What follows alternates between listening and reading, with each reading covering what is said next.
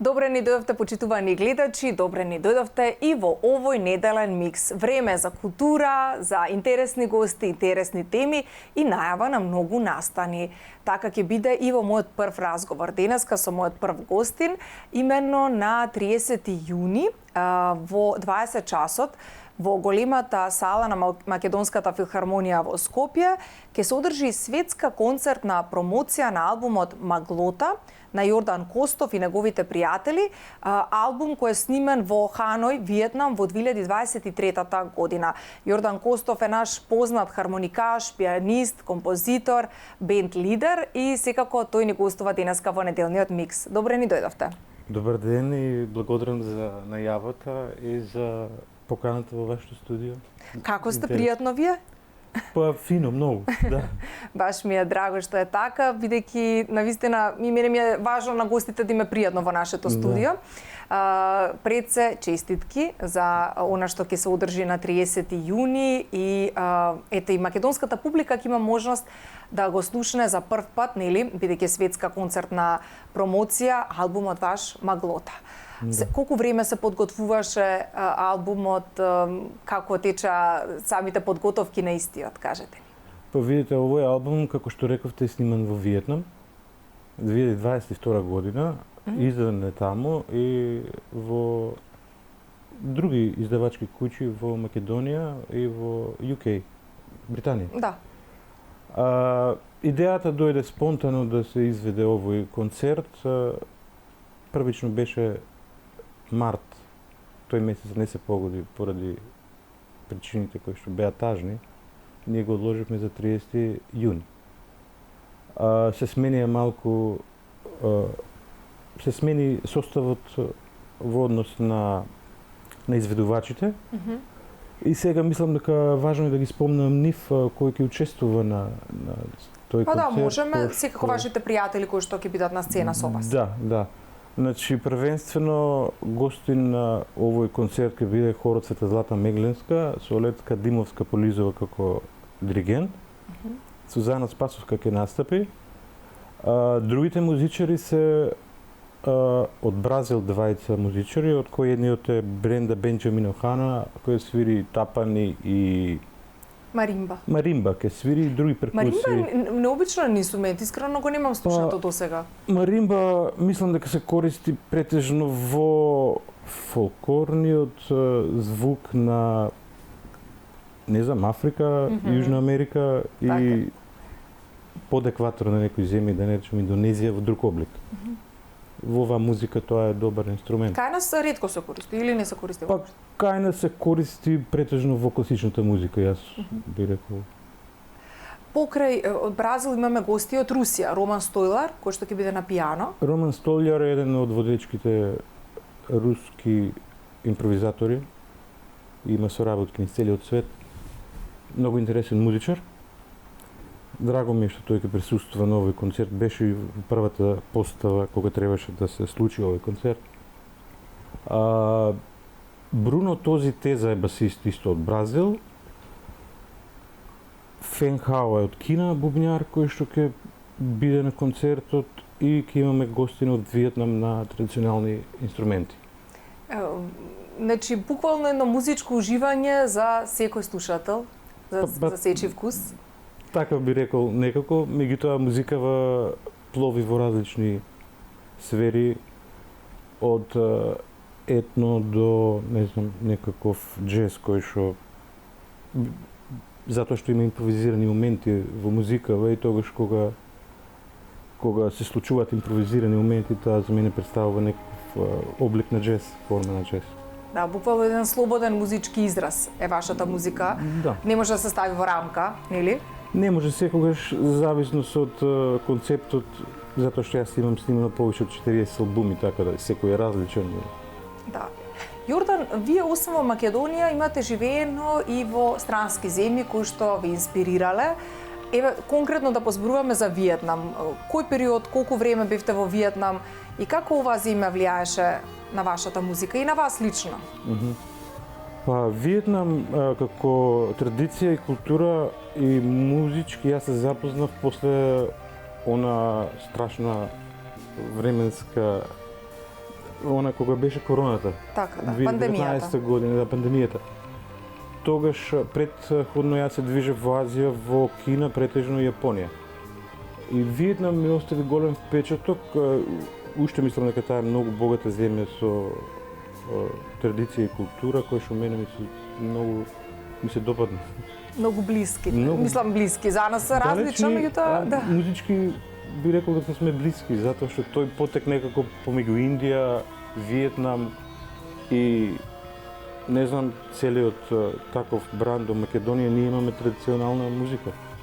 Така, да. Во смисла на музиката имаме ли сличности? Па имаме, да. Колку и да звучи сега тоа, нели, далечно како култури? Да, но во музиката имаме сличности затоа што е базирана на традиционални вредности и традиционални форми кај што има слободно музицирање. Така. А исто така имате живеено и во Токио. По кој повод бевте таму? Токио не би рекол дека живеев, меѓутоа веќе 10 години го посетувам секоја година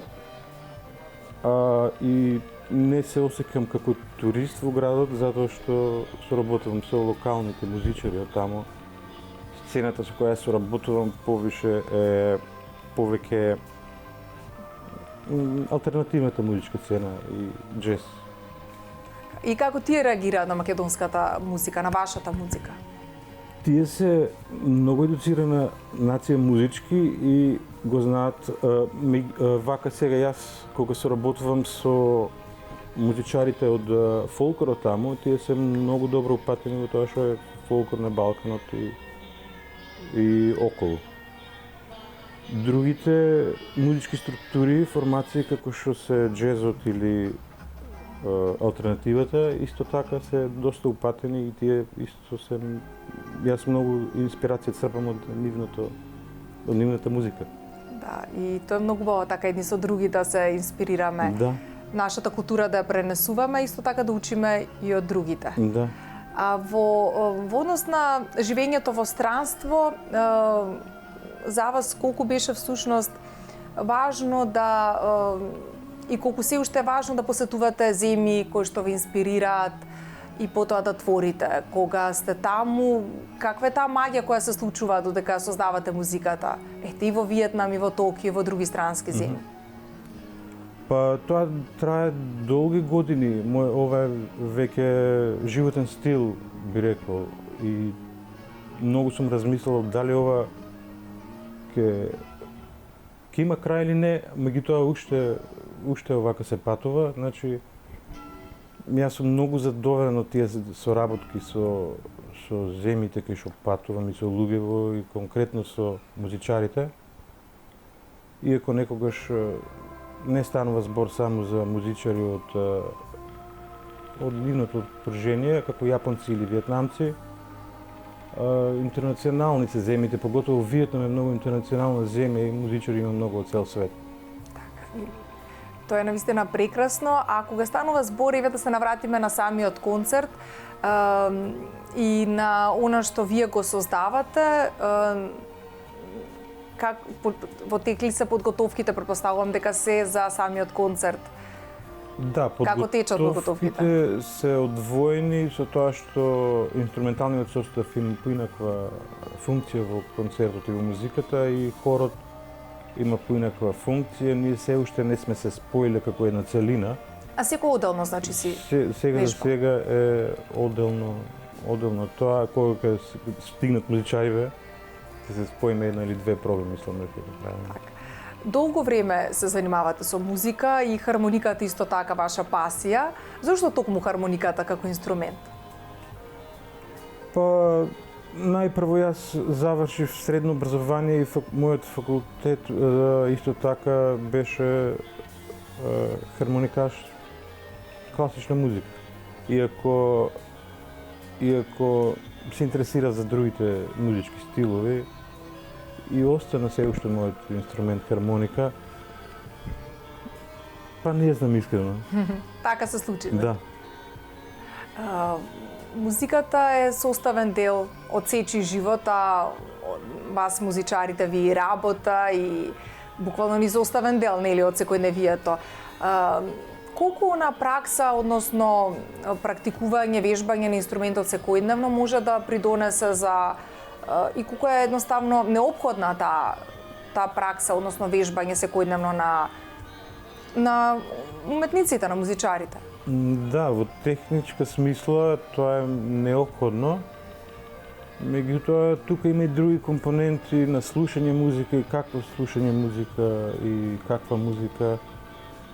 И јас верувам дека на сите музичари кои се занимаваат со компонирање му влие секоја една музика од страна или тишина во исто време, би рекол. И околу практиката за вежбање, технички работи се надокнадува, меѓутоа она што е другото што доаѓа од надвор за компонирање малку поинаква тематика.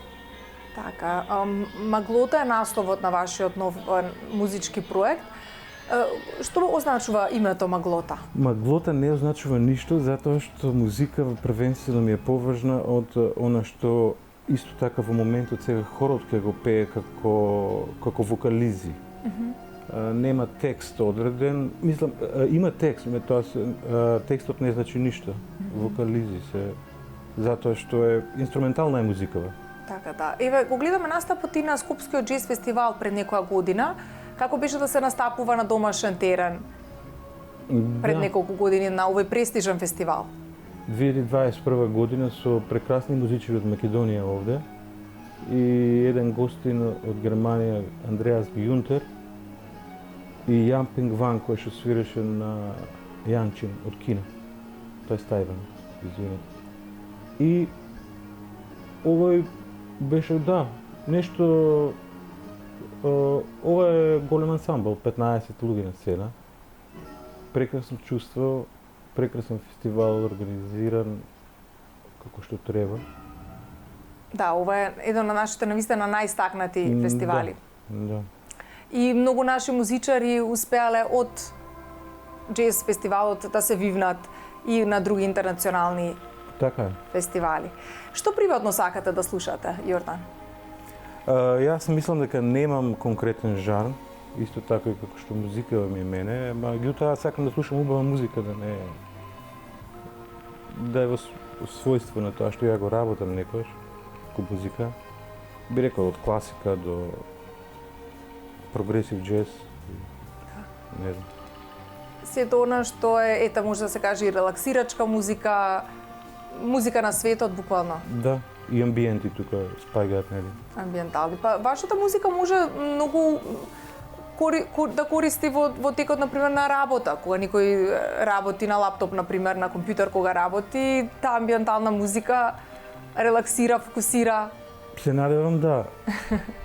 Нема текстови и тогаш не размислувате на содржината на текстот, него нешто друго што е како бекграунд. Дали може би некогаш сте размислувале да одите во некои други жанрови и покрај тоа што вие не се фокусирате само на еден жанр, сепак како што спомнавме музичкиот израз ви е слободен, меѓутоа да испробате нешто друго, поп, рок или некој друго? Па јас мислам дека ги имам пробано многу музички стилови, од фолк, балкански фолк, индиски фолк, да не речам виетнамски фолк, сега и секако поп. Меѓутоа јас мислам дека не се пронаоѓам во поп музика затоа што многу експериментирам со други музички стилови. Една од нашите најверни уметнички, Сузана Спасовска, исто така, како што спомнавме, ќе биде дел од концертот. Предпоставам и за вас е голема честа што токму неа ќе имате на сцена. Така, да, Сузана мислам дека ќе раздвижи со нејзините вокални способности на сцената во македонскиот фолк, во сферата на македонскиот фолк. Така. Кој што е така, како што спомнавме, многу признаен и познат и надвор, па дури во Азија. Македонската фолк музика? Да. Секако. Какви се, например, странците кога ќе ја слушнат, и во Токио, и во Виетнам, и во другите земји кај што сте биле? Како реагираат првично на нашата и фолк музика, па и на нашата поп музика, на она што ние го имаме и рок исто така? Во Виетнам за нашата фолк музика тие размислуваат дека е нивна комшиска музика, како некои делови од Индија или не знам, зависно со која песна или кој фолк тема ќе се презентира. Ја имав такво едно искуство со нив. А во исто време јас за нивната музика мислам дека е многу приближно до нашата грчка, јужна, кипарска или критска од островите музика. Така да тука има многу сличности. Јапонија е малку поинаку затоа што тоа е остров одделен од сите континенти, меѓутоа тие имаат традиционална музика која што е различна, а како што спомнав се во градот на пример има многу комуни кои што негуваат различни фолк влијанија, меѓу кои и македонскиот, бугарскиот, грчкиот и од целиот регион. И сите тие искуства си ги носите со вас и ги пренесувате во вашите нови компонирања, нови аранжмани. Да. И подготовките конкретно и за Маглота за 30 јуни. Како би ја поканиле нашата публика? Зошто да дојде? Со какви чувства ќе си замине од концертот? Ова ќе биде специфичен концерт затоа што ќе опфатим музика, иако е таа на моменти пишувана и конкретна, има слободна форма, ќе се слушнат музички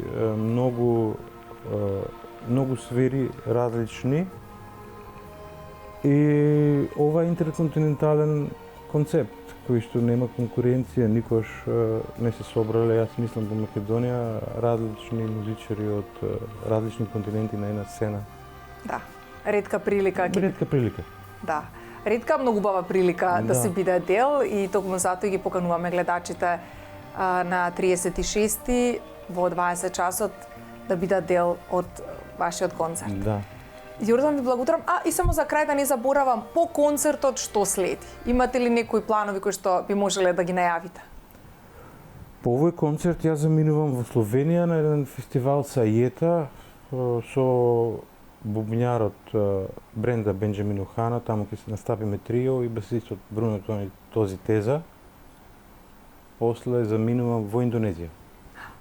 Тоа ќе биде моето ново патешествие. А во Индонезија како е планот? Колку време да останете или не се знае? Во Индонезија ќе останам, мислам дека 2 недели. Тоа е Џава, место кај што е Сарабаја и тој дел ќе имам настап со традиционални музики од гамелан и слично. Па, многу убаво искуство ќе биде сигурно. Се надевам. Прекрасно ви посакувам успеси и понатака, а секако на 30 јуни се гледаме во Филхармонија. Благодарам за поканата. Ви благодарам уште еднаш, а почитувани гледачи, ета на 30 јуни бидете и вие дел од концертот на Јордан Костов заедно со неговите пријатели во Македонската Филхармонија. Бидете заедно со нас, за кратко се враќаме назад.